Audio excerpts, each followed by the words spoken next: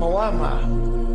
ဘယ်သူမှသာဝရအစဉ်ပြေနေတာလို့မရှိဘူးမြတ်စွာဘုရားတောင်မှအစဉ်မပြေတဲ့အခါရှိဆွမ်းမစားရတဲ့အခါရှိတယ်မကောင်းတဲ့အစားအစာတွေနဲ့မြတ်တာနေရတဲ့အခါမျိုးရှိတယ်လူတို့ရဲ့ကြီးညိုလေးစားမှုကြိုးစုံမှုကိုခံရတဲ့အခါရှိတယ်လို့ကြုံတဲ့လူတွေရဲ့ဆဲရေးတိုင်းထွာမှုချင်းချောက်ခံရမှုဆိုတာတွေလည်းပဲကြုံရတာမြတ်စွာဘုရားကိုယ်တိုင်ကိုပဲအစင်မပြေမှုတွေဘဝမှာကြုံတွေ့ရအဲ့ဒီအစင်မပြေမှုတွေဟာဘဝကပေးတဲ့ဖန်တီးတဲ့ဒုက္ခတွေသာဖြစ်လို့ဘာနဲ့ဖြတ်ကျော်လို့ဆိုဒီခဏချင်းခွင့်လွှတ်ခြင်းနဲ့ပဲဖြတ်ကျော်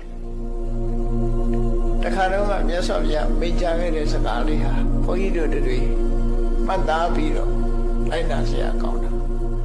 အဟနာကောဝသင်္ကမေသဗ္ဗတောပဋိတံတရအတိဝါကျံတိတိခိတံဒုတိလောဟိဘောဇနောဆိုတာငါဟာစစ်ပွဲဝင်တဲ့စစ်မျက်နှာရှေ့တန်းမှာဒီရှေ့တန်းကထွက်ပြီးတော့တိုက်ရတဲ့ဆင်မြောင်ကြီးတို့ပဲစစ်ပွဲမှာရှေ့တန်းကနေပြီးတော့ထွက်ရတဲ့ဆင်မြောင်ကြီးတို့ပဲသဗ္ဗတောပဋိတံတရဟောဒီကနေပြစ်လိုက်တဲ့မြားတန်တွေလမ်းတွေမြားတွေ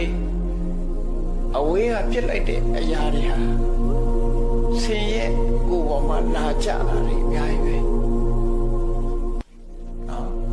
ဆင်းရဲခန္ဓာကိုယ်ပေါ်မှာလာဆိုင်တယ်အဟနာကောဝသင်္ကမေသဗ္ဗတောပဋိတံတရအဲ့ဒီလိုခန္ဓာကိုယ်ပေါ်ရောက်ရှိလာတဲ့စုဝေလာတဲ့လေးတံများတံအဲ့ဒါတွေကိုသိခံတယ်အောင်ဤသိခံပြီးလောရမယ်အလုပ်ကိုဆက်လုပ်တယ်နောက်မဆုံးဘူး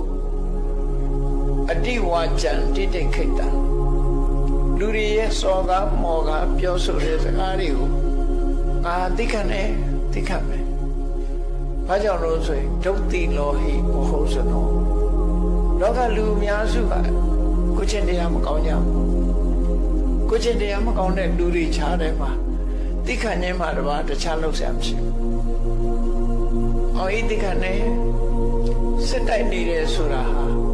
ဟာပမွေးနဲ့ပေါက်ခံရတာမဟုတ်ဘူး။လက်နဲ့ထုတ်ခံမှာဖြစ်တယ်အဲ့ဒီလိုရှေးခေတ်ကလေးများနဲ့ပြစ်တယ်